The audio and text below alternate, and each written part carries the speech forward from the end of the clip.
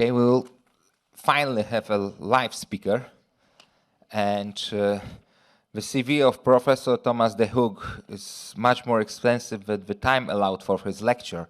So I'll not list all of the positions, but I will just mention that he is currently the Vice President and Head of Global Medical Affairs Fertility at Merck, but he is also a very distinguished scientist that has published extensively in the area of reproductive endocrinology, endometriosis, and adenomyosis. And I will just only read one figure from the back of his CV, that he was top 3 worldwide endometriosis experts, and that his Hirsch index is 57, probably currently more.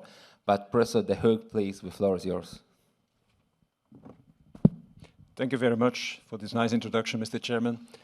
I'm very happy to be here. Thanks for the invitation. It's my first time in this very beautiful city of Wrocław, so I'm really enjoying my time here and hope to come back to visit more and have more time to visit the city. I will talk today about originator FSH alpha versus biosimilars, why live birth matters, and I will cover this topic from both, let's say, a fundamental biochemical point of view and clinical point of view. So again, just to explain my potential conflicts of interest, as already mentioned, I'm the VP and Head of Global Medical Affairs Fertility. At the same time, after joining Merck now since 6 years, I've been able to continue, part-time obviously, my academic appointments at both Leuven University and Yale University, and also maintain the role of Editor-in-Chief of Gynecologic and Obstetric Investigation. I will cover the following topics: gonadotropins in general, then more specifically glycoproteins and biosimilarity, FSH alpha protein characteristics, clinical effectiveness and safety profile, and cost effectiveness. You all know this history of gonadotropins. I don't think I need to cover it in detail. It's been a story from pituitary extraction over urinaries to recombinant products, where we are now.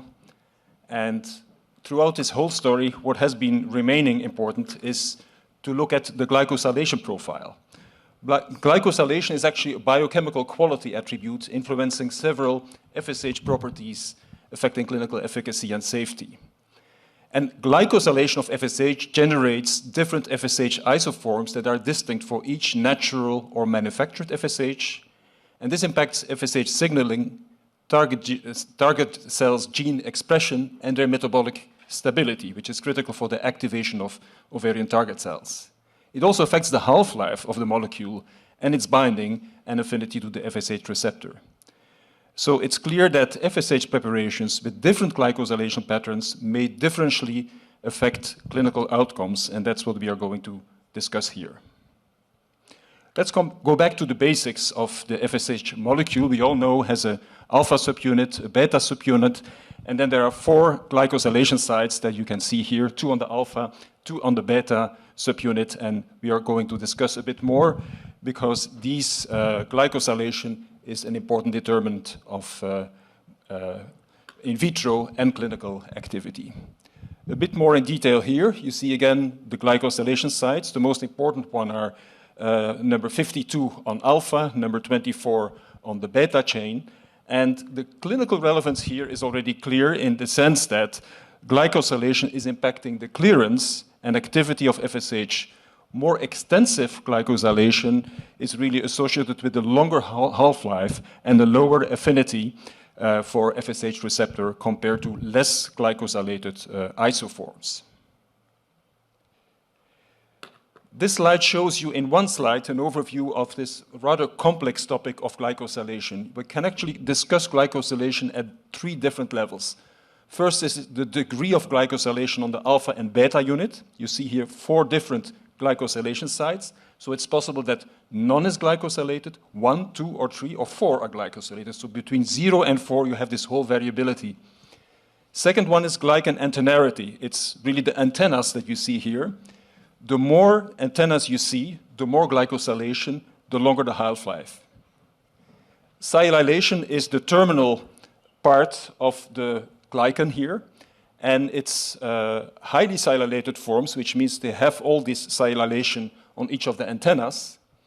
They again have less affinity for the receptors and a longer half-life. So it's a combination of site occupancy, antennarity, and sialylation. Those are the three main components, and I will come back to that later on when I show some examples of biosimilars versus reference product.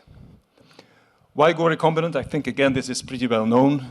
Purity, endless and reliable source, high batch-to-batch consistency, subcutaneous administration, and no safety concerns. Why biosimilars? I think it's clear that biosimilars are biological medicinal products similar to the reference medicinal product, but not identical. And they have been brought to the market essentially with the intent to facilitate patient access to treatment based on a similar clinical efficacy and a lower cost. And the definition from EMA you can see here, biological medicinal products that contain a version of the active substance. It's a biosimilar, and they should show similarity to the reference medicinal product with respect to quality characteristics, biological activity, safety, and efficacy. But they may also be different in strength, purity, and other aspects, including glycosylation. So now let's look a bit more in detail regarding the differences biochemically and especially with respect to glycosylation between the reference product, Gonal-F, and biosimilars. Let's start with the Bemfola and Ovalip example. So for both Ovalip and Bemfola, when compared to folitotropin alpha reference product, it's clear that there is a higher total sialic acid content, a higher amount of sialic and N-glycolyl neurominic acid. This is for Ovalip. For Bemfola, same, higher sialic acid content, higher antennarity. And I think what is also clear is that the higher this sialic and antennarity, the higher the acidity of the isoforms and the longer the half-life, and this ultimately may affect clinical activity. Another example on Bemfola this time is on the glycosylation. On the left side of the graph, you see that, you can't probably see it from far, but essentially what it means is that Bemfola has a different profile of glycosylation with a higher proportion of isoforms with tri-antennarity and tri-sialylation. This translates into a higher in vivo rat bioactivity, what you can see on the right side of the slide. And these differences in glycosylation and in vivo rat bioactivity can again partially explain some of the different outcomes that I will show to you later on. Another aspect is macroheterogeneity. This reflects the complete or partial deglycosylation of one of our subunits. And this is actually shown in this figure, which shows the occupation site percentage. So you can also, again, see here that this is different for Gonal-F compared to Primapur, which is another biosimilar, or compared to Folitrope. You see the macroheterogeneity is larger for Gonal-F. And this higher glycosylation site occupancy with Gonal-F versus other preparations, again, may result into some clinical effects. Another example on, this time, Primapur and Folitrope, two other biosimilars, shows the sialylation index and the antennarity index, again, two measures of glycosylation, again showing that Folitrope and Primapur compared to Gonal-F, that the average A and I index are different between Gonal-F and those two biosimilars. Finally, oxidation. Oxidation is something that can happen at the level of the alpha and beta subunits and can result in conformational change, which again may impact biological activity. Also here, it's clear that the oxidation of Folitrope versus Gonal-F is quite different. Of course, these are all examples of biochemical activity, and you may ask yourself quite rightly, who cares? Why does it matter? It only matters, obviously, if it ultimately at the level of patients may make a substantial difference, and that's what we are going to discuss now. Because what we did together with the Australian group of Ben Moll and Christoph Fenitis is a systematic review on the different studies that have compared reference product with biosimilars to check to which extent clinical outcomes are really different. And we followed state-of-the-art PRISMA guidelines and registered this trial before it was started. And I will share with you the results that have been published earlier this year.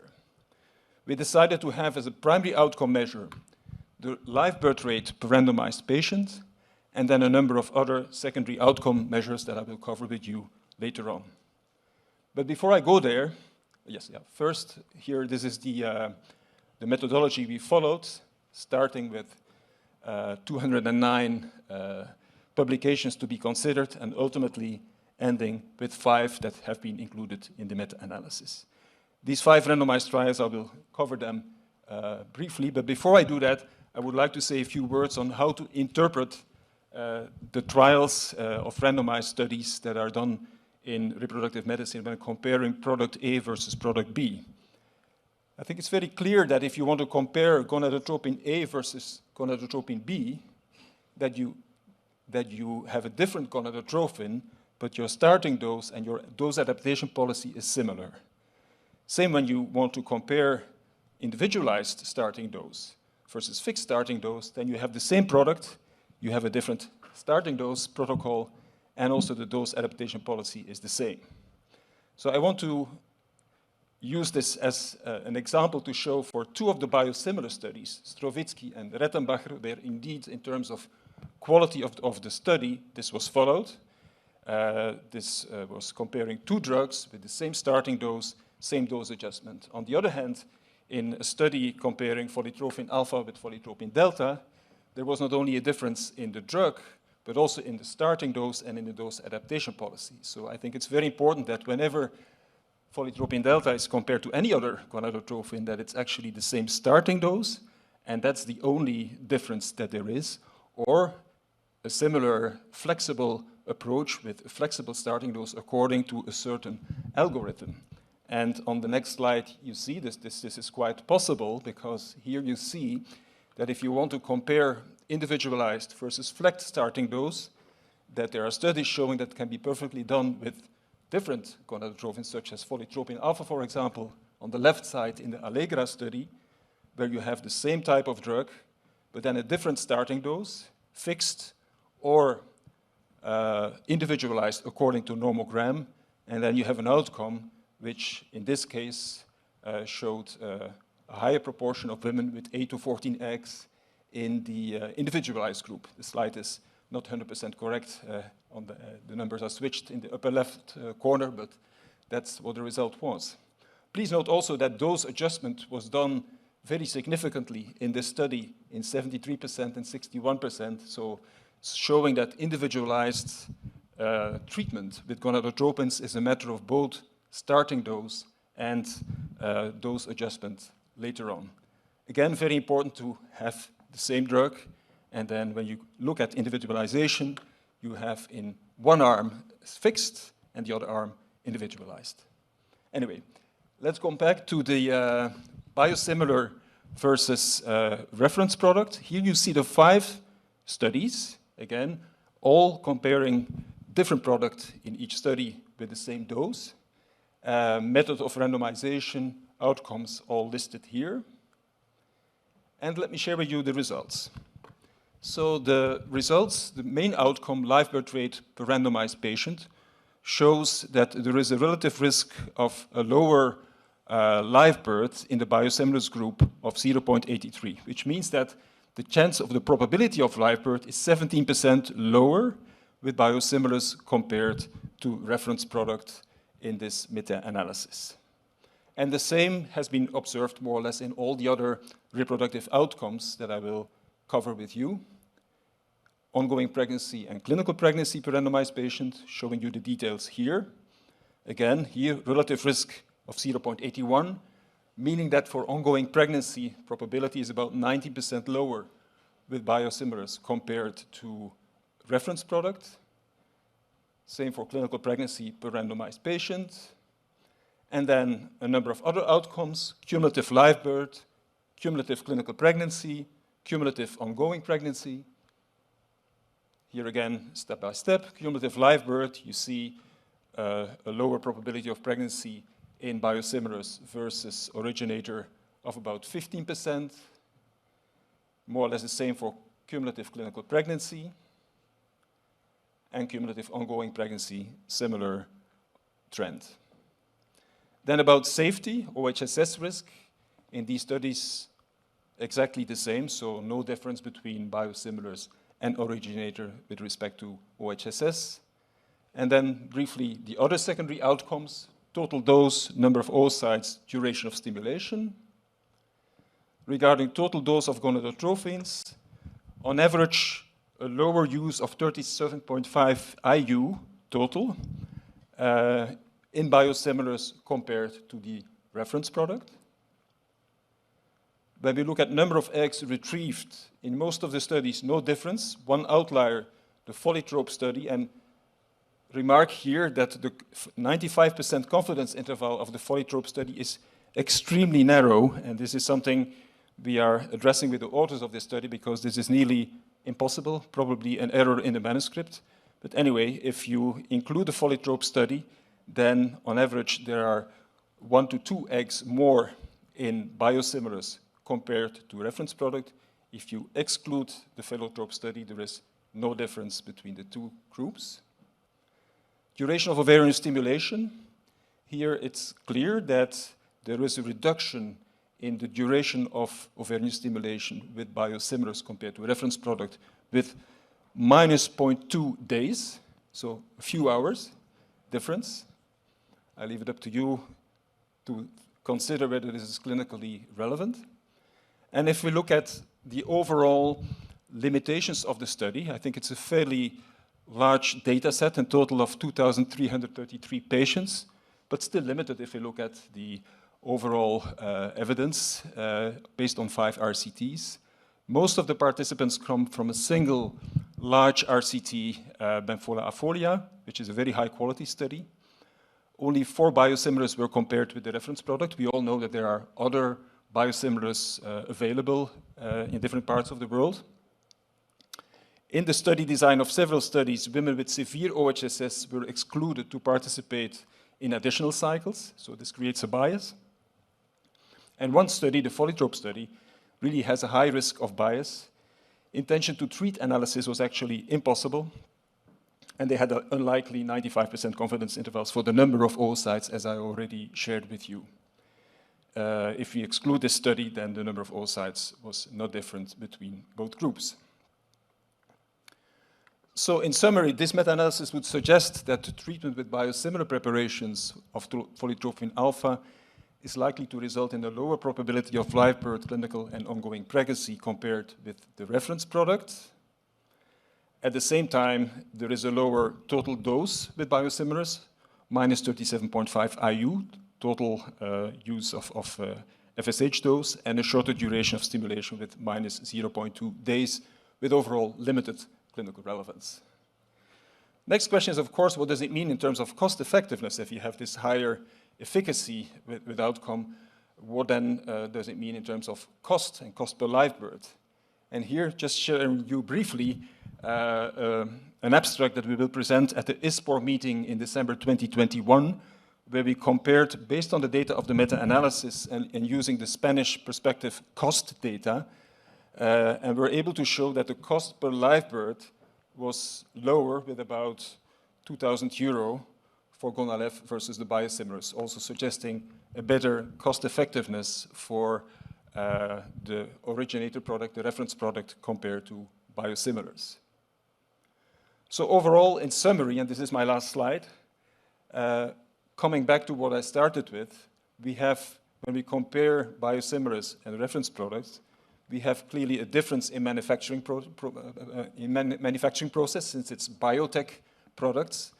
That results in a difference in glycosylation profiles that I covered. This difference in glycosylation profiles also affects FSH signaling and half-life, and it's logical that this may affect clinical outcomes, and this was shown in this meta-analysis. There is a lower live birth rate for biosimilars compared to reference product. and then ultimately translating this into cost effectiveness based on Spanish cost data, there was a higher cost per live bird for biosimilars versus the reference product.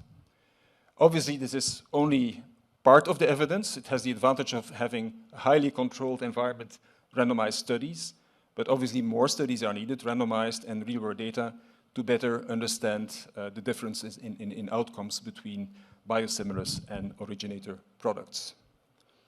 And with that, Mr. Chairman, I would like to thank the audience for their attention, and I'm available for any questions. Thank you. Thank you very much for that presentation. At the very beginning of that lecture, I thought I would understand nothing, but N index and S index, but it was very good. Any questions? Any participants who would like to share their experience with biosimilars? Any comments? Any questions? I mean, this is a very powerful and controversial analysis, actually, if you think, because the number of randomized studies is not very extensive. We have different biosimilars put in the same bucket, and the conclusions seem to be very strong, because at the very end you have a cost. So the starting point is already not there. Yeah, let me give a comment here. You're right, this is obviously a controversial topic, we all know that. I think the good thing is that what we were able to do is, in line with all systematic reviews of meta-analysis, is that it's, also if you look at past meta-analysis in the field of gonadotropins, combining different recombinant and different urinary products in two groups, is that it's perfectly acceptable to do that. Obviously, it is true that each biosimilar is also different from each other. So, I mean, in a way, you can always challenge whether it's relevant to group them or not. It makes sense because for all the EMA and even FDA, the reference product is folitropin alpha. So that's what really is the reference, and anything else needs to be compared with that. But obviously, this can be challenged. Regarding the cost, I just would like to say that this is based on the Spanish cost data. And obviously, let's say, the cost data in Poland or in Germany or in others may come to different results. So this is obviously something... In Poland, we have legal regulations that allow us to fertilize only 6 cells, so the differences may not be as apparent as they are in Spain. Could be. Although, I must, let's say, comment to you here that for Spain, we didn't use clinical data, only cost data, right? Okay. Okay, I think we are finished with that session. Thank you very much for your presentation. Thank you.